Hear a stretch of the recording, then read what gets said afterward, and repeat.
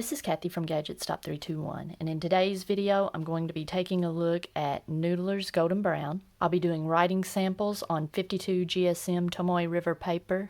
I'll take a look at some writing samples that I did previously on 20-pound copy paper. I'll look at some inks from my collection that are comparable to Noodler's Golden Brown. And finally, I'll take a look at the results of my water resistance test. Noodler's Golden Brown came off the nib of my glass dip pen pretty quickly at first, and you see it's brown to begin with when it's coming off the nib heavily and then fades to yellow. It does the same thing in the writing. The swatch that I did with my tweezers was nice and crisp, and you get an indication of the type of shading you're going to see. There was no sheen in the little drip at the end of the swatch, and there also wasn't a halo. It was just a solid brown splotch. I'm going to begin with a Pilot 78G. It has an extra fine stainless steel nib.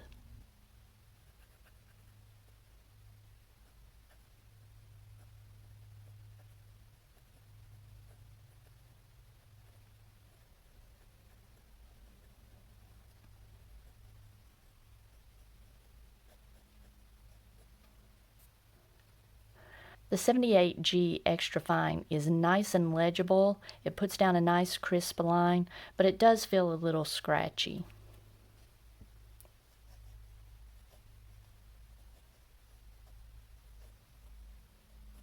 Next, I'll be writing with my Lamy logo. I removed the 14 karat gold nib from my Lamy Studio and installed it here on the logo.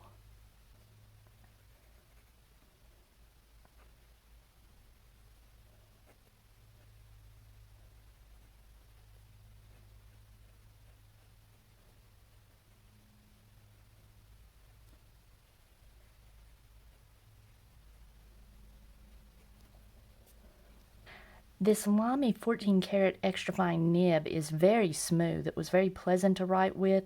I just don't like the way it's applying the ink to the page. The shading, instead of being very uniform, is very splotchy. But it felt nice to write with. It just doesn't look nice on this particular paper.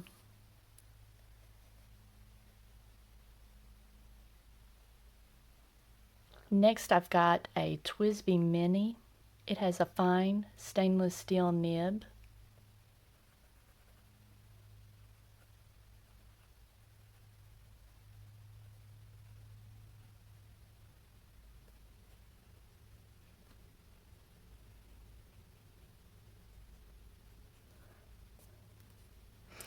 Alright, this TWSBI Mini, it felt nice.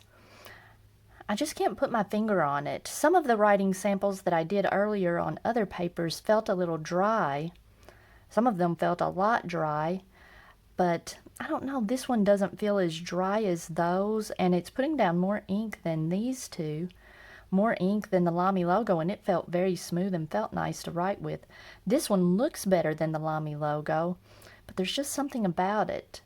I feel like if it did put just a little more ink on the page, I would like it more. I'll just say this one, I'll say it does feel, let me see. Yeah, it does feel just a tiny bit dry. I'm going to say it feels okay. It's not dry enough to put that it feels dry, but it's just borderline between being too dry and just okay. Next, I've got a Sailor 1911 Standard. It has a 14 karat medium nib.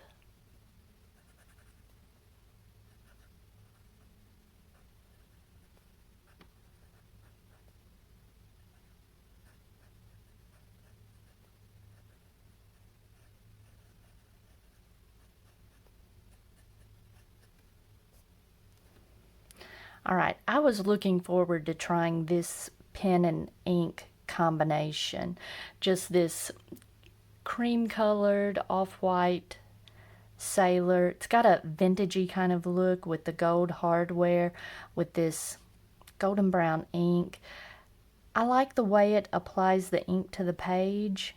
There was some feedback, but it felt very nice. And there was more feedback with this pen than there was with the TWSBI, but something about the TWSBI, I could feel that there just wasn't quite enough ink going down on the page. This nib was putting more ink on the page. I don't know, just something about it. I like it. Next I've got a Pilot Pluminix. It has a stainless steel cursive medium nib.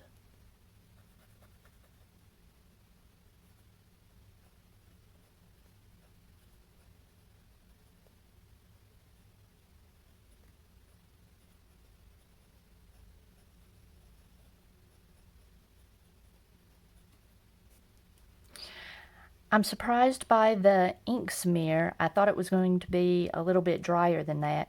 This does feel dry when I'm writing on the page.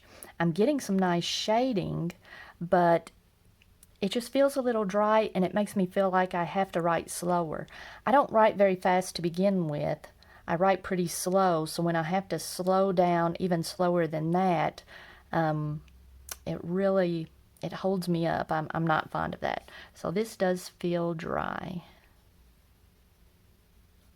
Next I've got a Kaweco Lilliput. It has a stainless steel broad nib.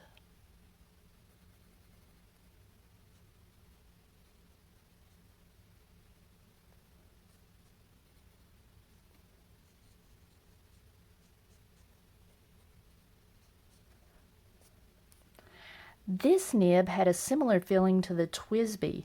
It felt just a tiny bit dry, but since it's got more tipping and you're working with more surface area, it's a bit smoother, and so I didn't get that unpleasant feeling. This feels like it would be a nice pen and ink combination to work with.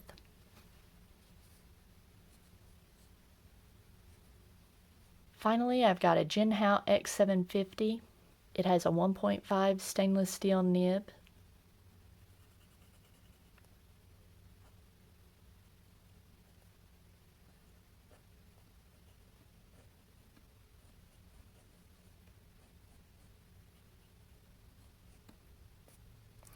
I'm surprised. This is unusual. This nib felt a little dry. While that dries, I'll take a look at the writing sample done on copy paper. I was surprised by how this writing sample turned out. I'm not seeing golden brown, it just looks like a very nice legible yellow ink. It leans a little bit golden. I guess you could call it a legible gold ink, but the writing samples were all pleasant. The TWSBI Mini I just put okay. I had an issue with it running dry and I had to re-dip it. After I re-dipped it though, it felt very nice to write with. Now, one issue I've had with this ink, and I'll go ahead and mention it with the TWSBI, you can see how it really sticks to the nib when you dip it. I wonder if that may have been an issue. There was a little ink dried up in there. I had paused writing and had a few minutes break between writing samples. Maybe that was an issue, I'm not sure. These writing samples that I do are just to tell how a particular ink will fill with the nib. It's not really a test of the pen or the feed, how that's going to work. So I'll have to see when I do more long-term writing tests how it performs if there are issues with it drying up in the nib.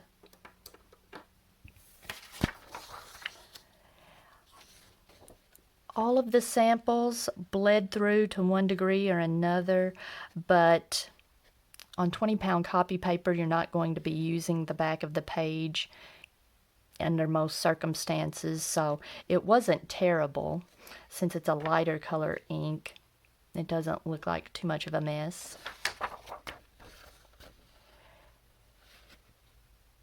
There was a little bit of feathering, and maybe not so much feathering as just the ink spreading just a little bit, but not so much that it makes the writing look sloppy. And another thing I noticed, with some inks, you get those little blobs where you pause just momentarily in your writing, and those little spots where you pause don't look sloppy. They don't make a big dark blob. So this ink looks really nice to write with on copy paper. The finer nibs are not the best because the legibility's not that great. Now my Lamy logo extra fine is not as fine as the Pilot extra fine, so it was, I put an exclamation point by it. It was very nice to write with. I mentioned when I was swatching these inks that I was anxious to compare this to KWZ Honey. But KWZ Honey, you get a lot more of the brown.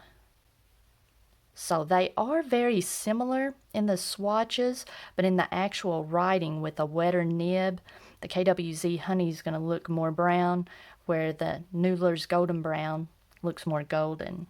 Cafe Crema was also somewhat similar, though I would call it, you have less yellow and more tan and brown with it.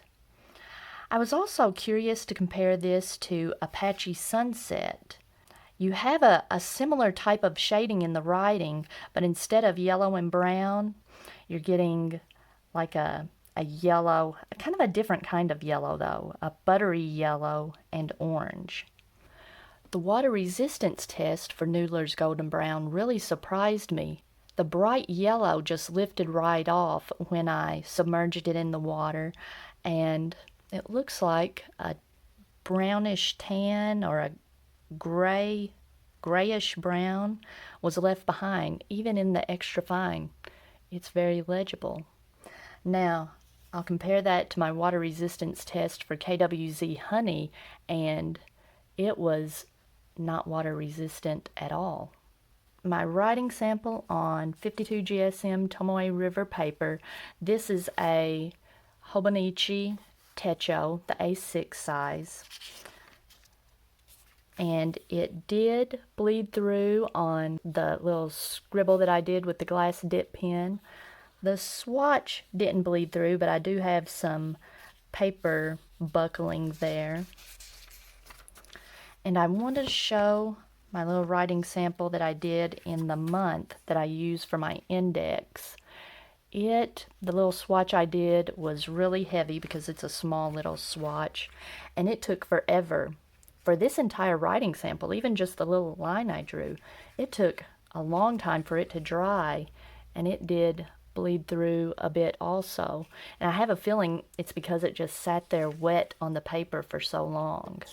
I really like the look of this ink on Tomoe River paper. You see the shading, and I like the bigger nibs. This glass dip pen looks great. You really get to see the brown. I'm kind of surprised I'm not seeing as much of the brown in the stub nib. I do like this Kaweco broad though. That's nice, and I really like the Sailor 1911. This is a fun ink to write with. I already have a bottle of KWZ Honey. I don't think I would buy a bottle of this, me personally, but they are different enough that it wouldn't be unreasonable to have a bottle of this and KWZ Honey. Alright, if you found this video helpful, please give me a thumbs up, and if you'd like to see more videos like this, please subscribe to my channel.